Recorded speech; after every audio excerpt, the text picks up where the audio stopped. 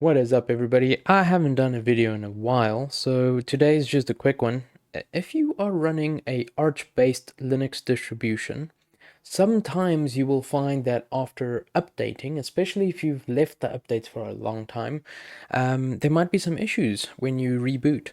So I am just here to tell you today that there is this new section. So if there's any major sort of changes that will definitely break stuff, that requires manual intervention, archlinux.org/news will normally have the fixes listed here.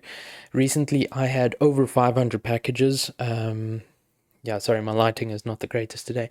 I had over 500 packages that needed updating, and I ran into this little error. So I was like, you know what, let's look it up. And Bob your uncle, the fix was right here. While I was at it, because I also use X11 and Wayland, I used this fix as well. I'm so happy that they have the too long didn't read.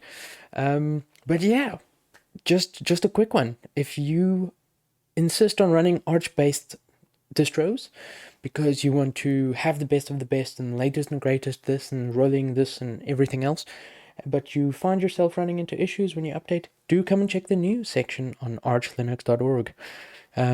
It is a big help. Sometimes your distribution will implement fixes on their side, so some of you might never have to worry about this.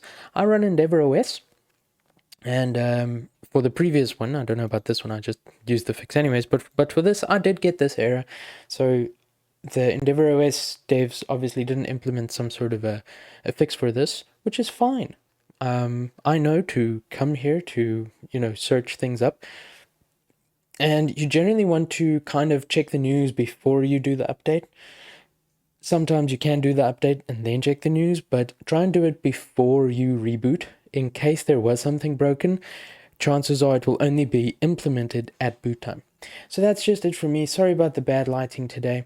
But yeah, I just felt like this might help some people out. More and more gamers are moving to Linux distros now, and a lot of them are going for Arch-based distros because, well,